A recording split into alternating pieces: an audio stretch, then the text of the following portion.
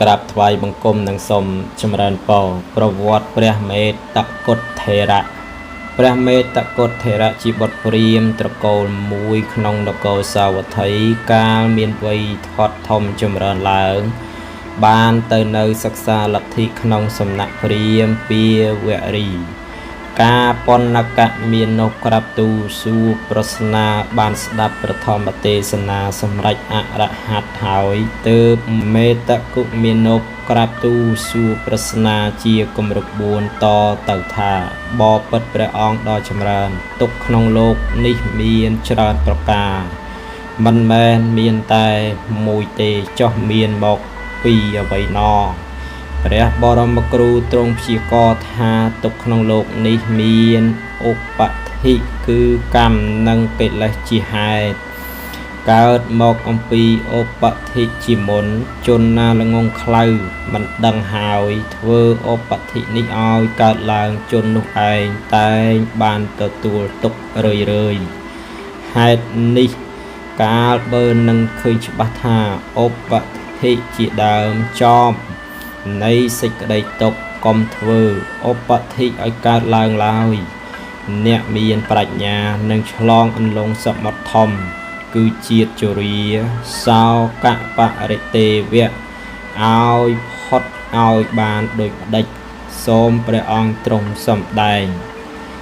ខនេះដល់ខ្ញុំព្រះអង្គតថាគតនឹងសម្ដែងធម៌ដែលបុគ្គលក៏បីឃើញច្បាស់ដោយខ្លួនឯង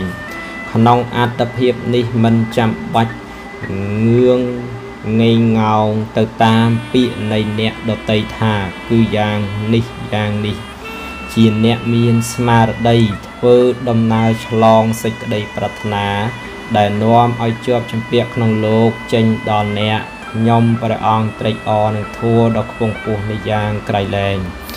អ្នកដឹងយ៉ាងណានេះមួយក្នុងចំណែកខាងលើគឺអនាគតក្នុងចំណែកពាក្យកណ្ដាលគឺបច្ចុប្បន្នចូលបន្ទោបងសេចក្តីរីករាយសេចក្តីប្រកាន់មាំក្នុងចំណែករបស់នោះចេញវិញ្ញាណខណ្ឌរបស់អ្នកនឹងមិនស្ថិតនៅក្នុងភពវិខោអ្នកមានវិហារធัวយ៉ាងនេះមានសតិមិនធ្វេសប្រហែសបានដឹងហើយតែងលះបង់នៅសេចក្តីប្រកាន់ថាជារបស់អញចេញបានហើយក៏នឹងលះបង់នៅទុក្ខគឺជាតិជរាសោកបរិទេវៈក្នុងលោកនេះចេញបានខ្ញុំព្រះអង្គកប់ចិត្តនឹងព្រះវិចាររបស់ព្រះអង្គយ៉ាងក្រៃលែងធម៌មិនមានឧបធិព្រះអង្គទ្រង់សម្ដែងប្រពៃហើយព្រះអង្គទ្រង់លះបង់នៅទុក្ខបានមែនព្រោះព្រះអង្គទ្រង់បានជ្រាបនៅធម៌នេះហើយសូមបីលោកអ្នកចេះដឹងដែលព្រះអង្គបានទូមានជានិច្ចក៏គង់លះបង់ទុក្ខនេះបានមែនពិតហេតុនេះទើបខ្ញុំព្រះអង្គសូមមកក្រាបបថ្វាយបង្គំគាល់ដើម្បីឲ្យទូមានប្រដៅខ្ញុំព្រះអង្គជានិច្ចដូច្នោះផងអ្នកនឹងថាជនណាជាព្រាហ្មណ៍ដល់ទីបំផុតចប់ត្រៃវេទ